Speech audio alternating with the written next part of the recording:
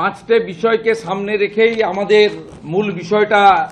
মাননীয় অর্থমন্ত্রী পড়েছেন এবং এখানে মোট 4,38,000 এবং তারও কিছুটা বেশি কোটি টাকার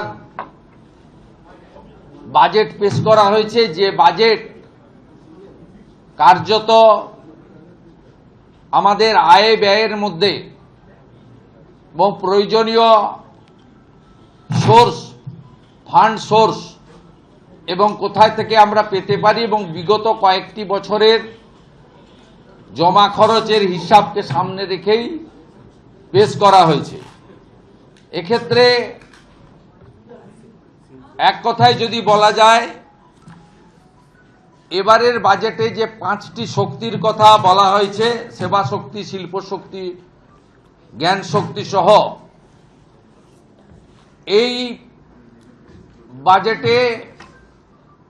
পশ্চিমবঙ্গের ঐতিহ্য, সংস্কৃতি, হারিয়ে যাওয়া পশ্চিমবঙ্গের গরিমা এবং সময়ের ডাক অর্থাৎ প্রয়োজনের যে প্রাসঙ্গিকতা, তাকে অগ্রাধিকার দেওয়া হয়েছে। আমি বাজেট বই না পড়েই মোটামুটি আপনাদের কাছে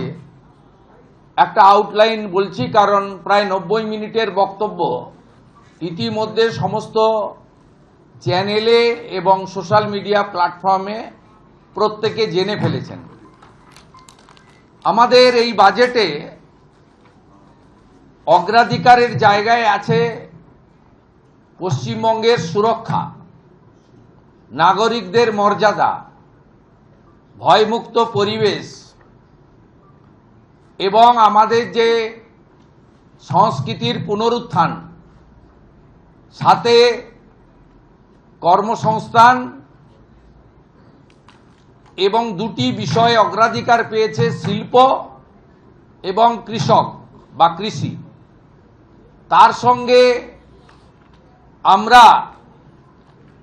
উল্লেখযোগ্যভাবে গুরুত্ব দিয়েছি শিক্ষা এবং স্বাস্থ্যকে। এবং আমাদের এই রাজ্যে যারা সেবাদান করেন, আংশিক সময়ের চুক্তিভিত্তিক বিভিন্ন প্রজেক্টে কর্মরত এবং সর্বোপরি সরকারের সিদ্ধান্ত নীতি কার্যকর করার ক্ষেত্রে যে সরকারি কর্মচারীরা গুরুত্বপূর্ণ ভূমিকা গ্রহণ করেন,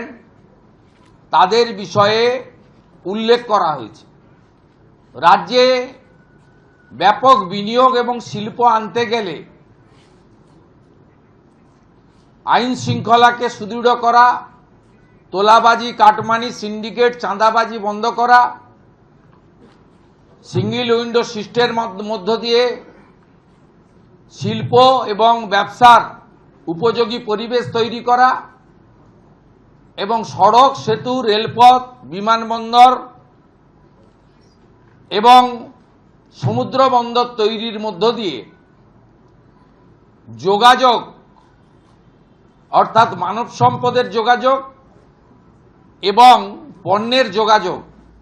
কাঁচামালের সরবরাহ লাইন, একে গুরুত্ব দেওয়া হয়েছে।